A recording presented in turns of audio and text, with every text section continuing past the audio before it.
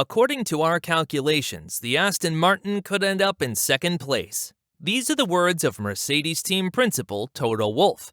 Every year, teams aim to improve their car to the point where they can fight for race wins. Unfortunately, the sport has been dominated by mainly 3 teams in the last 12 years. However, this year, we might be in for a nice surprise, as Aston Martin seem to have heavily improved their car during the testing days. With a total of 387 laps in 3 testing days and an extremely competitive long run from Fernando Alonso, Aston Martin might be in for a fight at the front of the field. Even Red Bull team principal Christian Horner said to F1.com, Aston Martin made a big step forward. It looks like their concept of car has moved them forward and they look like they are not too far away, so Fernando in particular looks very competitive.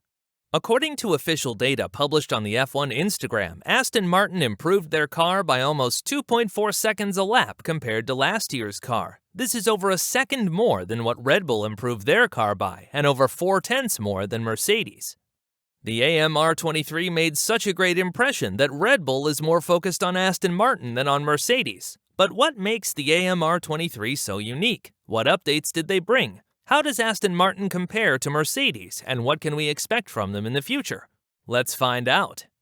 Fernando Alonso made an astonishing move last year by transferring over to Aston Martin for the 2023 season. Experts and fans, including myself, could not fathom this bold decision. As a man with a bad track record when it comes to switching teams, many expected the worst in what could be his last F1 team. But what seemed bad turns out to be a good choice so far.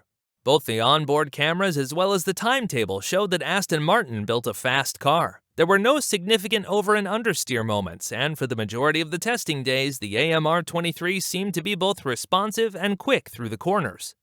This is in great contrast to what Mercedes has shown so far. Their car was out of balance and suffered oversteer moments coming out of slower corners, while experiencing understeer moments going into faster corners. Tires were also quick to overheat, which resulted in less grip and even leaving tire marks when going on the throttle after a slow corner. With just 3 testing days instead of the 12 that was common back in the day, and with a reduced budget cap, CFD, and wind tunnel time, it is not in Mercedes' favor to sandbag the other teams. And yet, Red Bull openly wonders whether Mercedes has more to show than they have done so far. Christian Horner told Racing News 365 that it is difficult to predict Mercedes' performance, and he wonders whether they keep something behind. But while most of the attention goes through the top 3 of last season, Aston Martin is quietly developing their car. But what makes the AMR23 so unique? F1 technical expert Mark Hughes explained it well in his analysis on F1.com. The 2023 car is the first car developed by Dan Fallows as the main aerodynamic engineer. Fallows, who was one of the aerodynamic leaders at Red Bull previously, took drastic measures to redesign the car and push the car towards the weight limit of 798 kilos. However, what is most striking is that the AMR23 has a strong visual resemblance to Red Bull's RB18 in its post-Monza form. If we compare the side pods and engine cover from this year's Aston Martin and compare that to last year's RB18, we see a remarkable resemblance. It is ironic, as last year's Aston Martin was already called the Green Red Bull after they introduced a massive update in Spain, making their design look similar.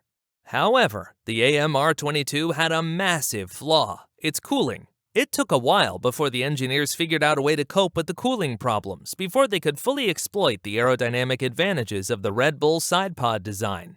Looking at this year's car, Hughes pointed out the bathtub-like side pod tops similar to Ferrari and Haas. This design finally gives Aston Martin the cooling it needs to further develop their car. And developing they did.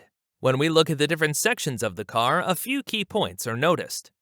Up front, Aston Martin introduced a slimmer and flatter nose that has similarities to the Mercedes nose. They kept their suspension system the same, with a pushrod system at the front and rear, but they changed their geometries to improve mechanical grip. Furthermore, the AMR23 has a more extreme anti-dive layout of the wishbone. These suspension changes create a more stable car that is less prone to porpoising and offers more mechanical grip in corners. As a very important side effect, the new suspension also positively influences tire degradation. We have seen multiple races last year where Red Bull won because they had a better tire degradation than Ferrari. Out of the race simulations, it became clear that the Aston Martin is good on tire management, as Alonso could drive consistent time-lapse over a longer stint. As you can see, there is finally reason for optimism after suffering 2 terrible seasons, but what we shouldn't forget is that Alfa Romeo had a promising start last year as well, only to fall down the pecking order as the season progressed. So what updates is Aston Martin planning on bringing to stay competitive? Data reveals that the AMR23's biggest weak point is its top speed. During the speed trap, Aston Martin was 10 km per hour, or 6 miles slower than Red Bull and Ferrari. Apart from Williams, it seems that once again the Mercedes-powered engines top the list of slowest top speeds.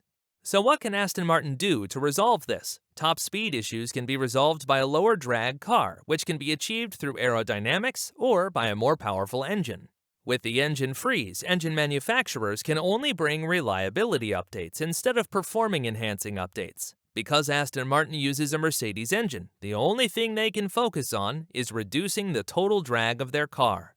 But what solutions are there? They probably had another look at the garage of Red Bull. The RB19 uses a unique front wing that is specifically made to reduce drag while keeping the same downforce levels. Another feature of the Red Bull car, as stated by a Mercedes engineer, is that the floor of the RB19 under driving sits 10 mm lower than that of the other teams. This creates a more powerful vacuum under the car, but also reduces drag on the straights, which benefits Red Bull's top speed. As mentioned at the beginning of this video, Wolff already openly proclaimed Aston Martin to become the second best team on the grid after Red Bull. According to Gary Anderson, who adjusted for track conditions, wind, tires, and more, the AMR23 is 0.66 seconds behind Red Bull in pace, and just 0.21 behind Ferrari. This is in contrast to the 1 second Mercedes seems to be behind. But what are these factors based on? Aren't teams like Mercedes not sandbagging? Although there is always a chance that a team is sandbagging, a team is historically more inclined to do so when they are absolutely sure they built a good car. With the reduced testing days and resources put through FIA restrictions, teams are more prone to utilize all their time on track. So what did Alonso himself say after 3 days of testing? It was a good test, but it is and remains just testing. We don't know what others are doing, so there are many questions still unanswered. We have to prepare the car and make them as fast as possible for the first race, but I do have the feeling that there is more potential in the car that we can get out. We tried a lot of setups and have discovered some interesting key points. Team boss Mike Crack also tried to lower the expectations by saying to Racing News 365, "I am not entirely sure that we are the surprise of the test. It is very difficult to get a good picture based on testing days.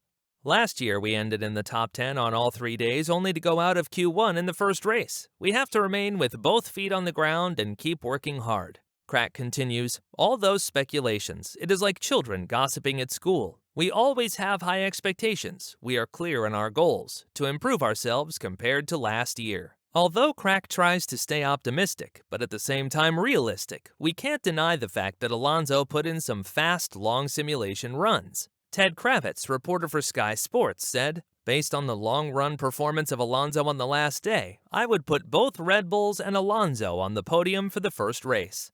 Whoever will be on the podium in the upcoming race, one thing is for sure. The more teams are able to fight for the race win, the better it is for us, the fans.